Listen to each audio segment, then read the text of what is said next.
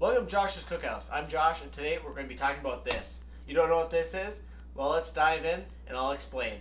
The first thing you need to know about this enormous piece of meat is that it's called a brisket. The brisket comes from the front, lower pectoral region of a cow.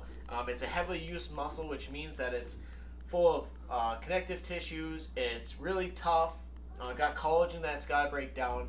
A tough cut of beef, like brisket, when cooked properly, can end up being one of the most tender, delicious bites of barbecue out there. I've found that full pack of briskets like this one can range anywhere from 5 to 20 pounds. This one here is a 20-pound brisket that, after being trimmed, will probably end up being more like 17, 18 pounds. There's just a lot of big chunks of fat that can come off of these. Now that we've talked about what is a brisket, let's dive into some of the different parts that make up the brisket. What is the brisket flat? The brisket flat is the larger of the two muscles that make up each brisket.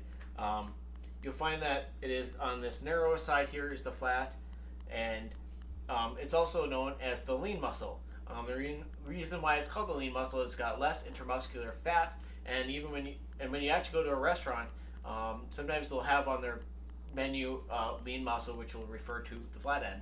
What is the brisket point? The brisket's point is the smaller of the two muscles and sits on top of the flat on the thicker end of the muscle. It's also got more intermuscular fat, giving it the name fatty brisket. Like the flat, you can go to a restaurant and order the fatty muscle and you're going to get the point. Now that you know a little bit more about both muscles that make up the brisket, we're going to talk about where you can buy a brisket and what to look for when you're at the store. It seems like you can buy briskets just about anywhere nowadays. You can go to your local grocery store, or you can go to the butcher. I like going to those spots, supporting your community. But if I'm looking for something higher quality and really want to spice up a special occasion, I like to go online as well. Some stores you can find online are like Snake River Farms, Crowd Cow, or even Creekstone Farms. These online stores have some of the highest quality briskets you can find, anything from prime, American Wagyu, Japanese Wagyu, maybe even Australian, depending on the site you're on. If you're actually interested in any of those stores, I'll drop the affiliate links down below so you can check them out. What is a brisket called at the grocery store? If you're at your local grocery store and you're looking around in the meat department and you're just not finding a brisket, sometimes you gotta go to the meat counter, and here are just a couple other names that you might go by. One, brisket, full packer brisket, or boneless beef brisket. Those are just a couple of the names you could go with if you need to talk to your butcher. My brisket has been out for a little bit now. I'm going to put it away in the fridge and then get back to the video.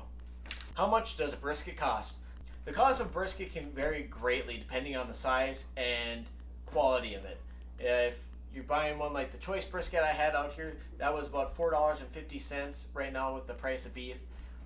Otherwise, if you go online and you buy something from like Snake River Farms, like an American Wagyu, I've seen them going for about $10 per pound roughly, which can end up being a costly brisket if you're getting a larger one. As I always recommend though, buy what you can afford.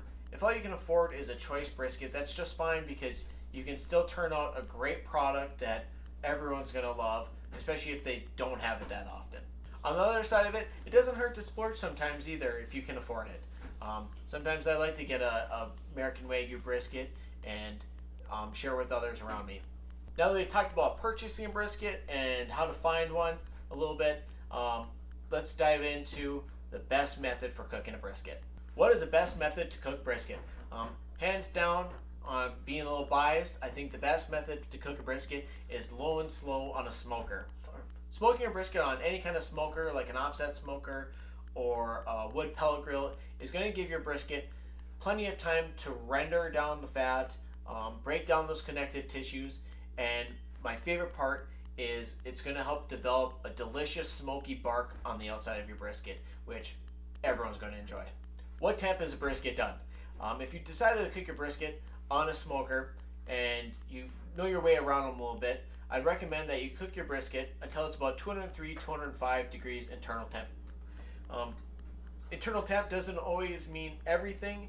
I think the biggest factor actually is going to be to make sure that your meat is probe tender, as that's going to ensure that your brisket is fully rendered and tender and ready to enjoy.